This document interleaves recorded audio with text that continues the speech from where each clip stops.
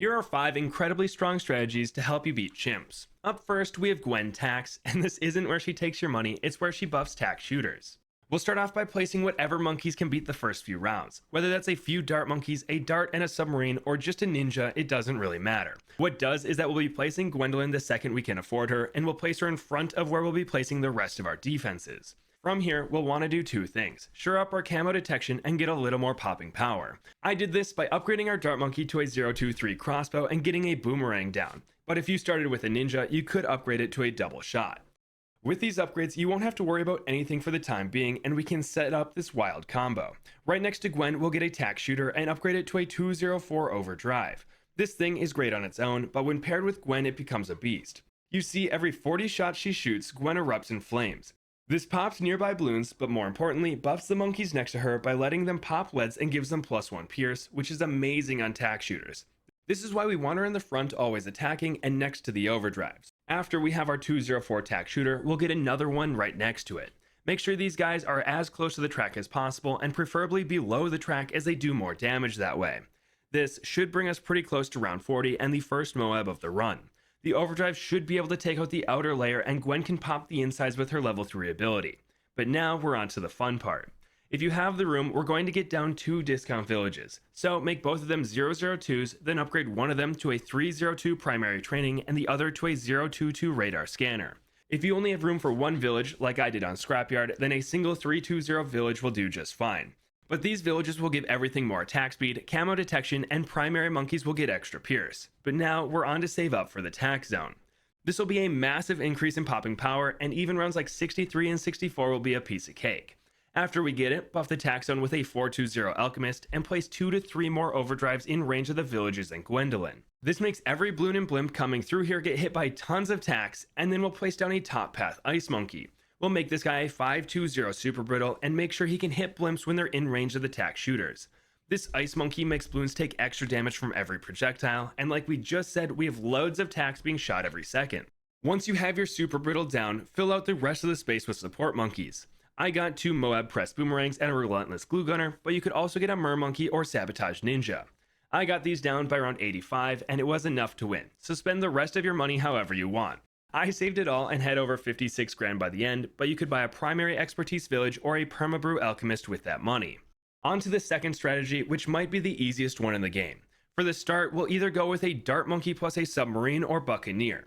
I like to go with a sub if there's water up front, and a buccaneer if the main water spot is farther back. If we do start with a dart sub combo, then our next tower will be a buccaneer. This will be our main damage dealer later on, so make sure he's in a good spot. But from here, we can save straight up to Brickell. Put her right next to the boat and upgrade it to a 210, picking up grape shot first and then faster firing. If you started with a dart monkey and buccaneer, it's a little easier though. Just make the buck a 010 as fast as possible and you can save up for Brickell. Once you have her down, make the buck a 210 and we're basically in the same spot as the other route. Here, we just need to solve one issue: camos. If you have a submarine up front, upgrade that bad boy to a 300 submergence support. Otherwise, just make your dart monkey a 023 crossbow, as that'll handle all the early camos for us. Next, we'll upgrade our buck to a 320 destroyer, give him a berserker brew alchemist, and buff him with a jungle drums village. If your submerge and support submarine is in a good enough spot to decamo everything, you can leave the village as a 200 or even make it a 202 for those discounts. But if you don't have a submarine, or if it's in an iffy spot, upgrade the village to a 220. This should be around the time we face the Moab. You probably don't need any help for this guy, but using Brickell's level 3 ability Naval Tactics will absolutely smoke it.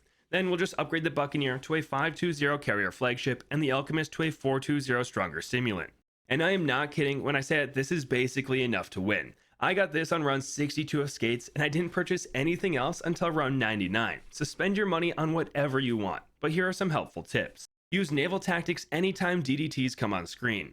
This ability gives the carrier flagship the normal damage type, meaning all of its attacks can damage DDTs when active. This will crush rounds 90 and 93, but round 95 will also require a Megamind just because Naval Tactics doesn't last long enough to pop every one of them.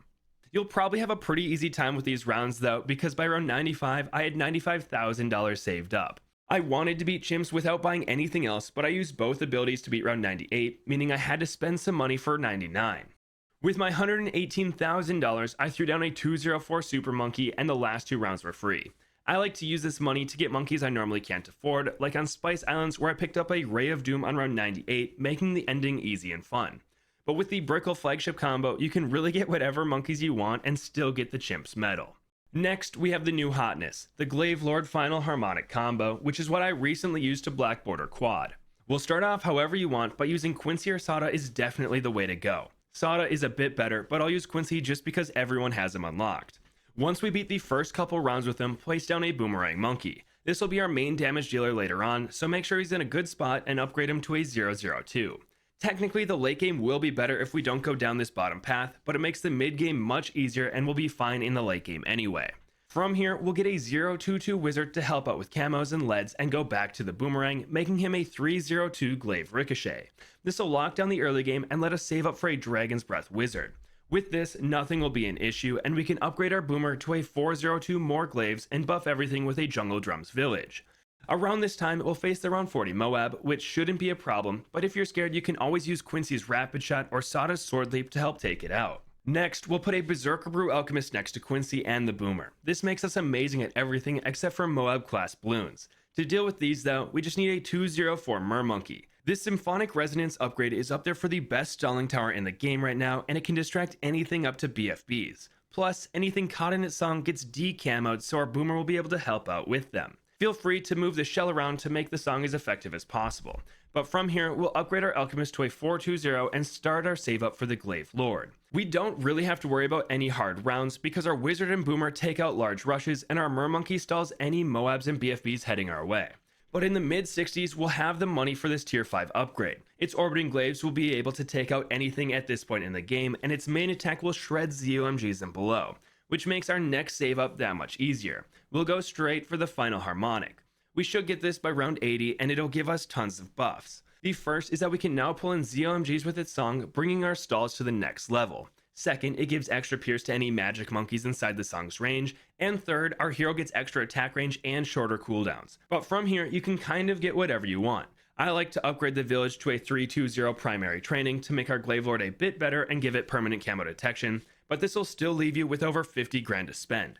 This run, I got a balloon solver for fun, but you do you. And this brings us to round 100 and the final reason why this combo is good. You see, the Mermonkey's song speeds up the damage over time effects on balloons, and while the bad doesn't get distracted by the song, it does take this sped up damage. So, the Glaive Lord's massive effect of 100 damage per second for 15 seconds gets sped up for 1500 damage almost instantly over and over again. Normally, the Glaive Lord is only weak to tanky balloons like the bad, but the Mermonkey completely solves this issue. This is also why I got the balloon solver, because the song speeds up this damage as well. So we melted the bad in just a few seconds and got a super easy win.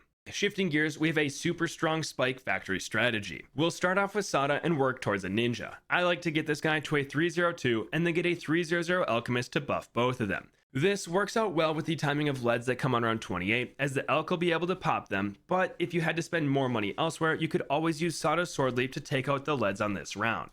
Anyway, once we have the Berserker Brew Alchemist, we'll go back to our ninja and make him a 402 Bloon Jitsu. This will give us plenty of popping power for a while, and we can start to set up our actual strat. In the middle of everything, we'll place down a Mermonkey and upgrade it to a 302 Abyss Dweller.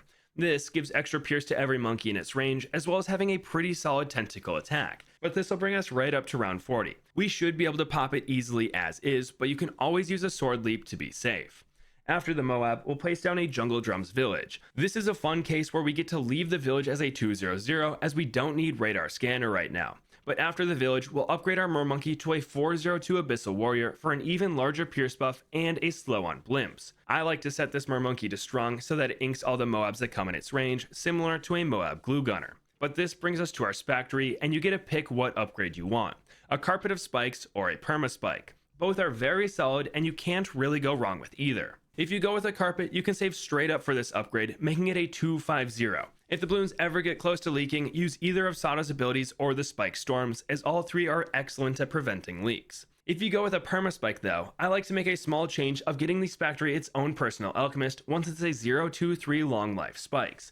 This makes it do way more damage as well as lets it pop lead balloons, which is super nice once DDTs start coming. But just like the Carpet, you can save up for the Permaspike upgrade straight from here. Then upgrade the Elk to a 420 for an even bigger buff, and your exit will be pretty safely guarded by the Spactory. From here, we have two goals. Get some extra Pierce on the Spactory and get some support monkeys down.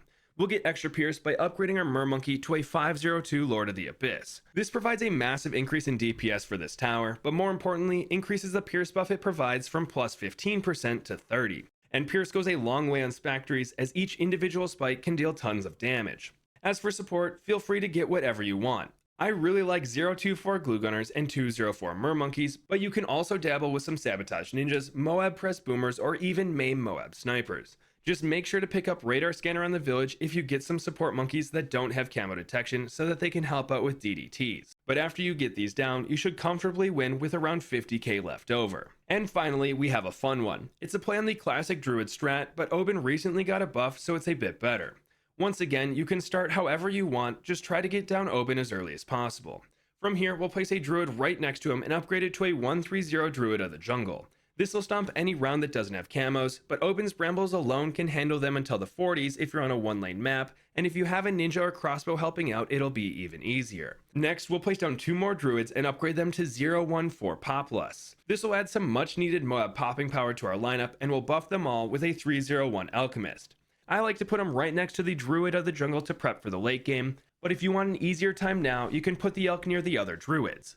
During this time, we'll face the round 40 Moab, and between a Brambles and our Populus, the outer layer should be popped pretty easily, and the Druid of the Jungle can clean up the rest. But this brings us to the 40s and the buff to Hbomb. On round 42, he should hit level 8, granting all Druids in his range camo detection, letting them pop the camo rainbows on this round. This also lets us get away without getting a radar scanner going forward, so we'll place down a 202 village in range of everything and go back to placing Druids. We want to get up to 5014 Populus to give our Druid of the Jungle as many buffs as possible. Then we'll upgrade our Alchemist to a 401 Stronger Stim and start the save up for the Spirit of the Forest. We'll make him a 250 in the late 70s, and the game will get very easy. The vines on the track will tear everything apart, and his main attack does a surprising amount of damage too. From here, we're basically set. We just need some damage to pop the tanky outer layers of fortified ZOMGs and the bad. And what better way to do that than with a MAD? So place a Dartling Gunner next to the village and start upgrading it to a 150 if it can see a ton of the map, or a 052 if there are obstacles in its way like I had on Lotus Island. This whole time you can be placing Hbomb's trees down at the back of the track for some extra defense, but the Spirit of the Forest should be able to handle everything. This will bring us to the late 90s, where we'll get the MAD just in time for the fortified ZOMGs on round 97, and from here, the MAD will pop everything down to Moabs or Super Ceramics, and the Spirit of the Forest will pop the rest. But those were 5 strong strategies to help you beat chimps. If you want to see the 5 easiest chimp strats, click this video right here.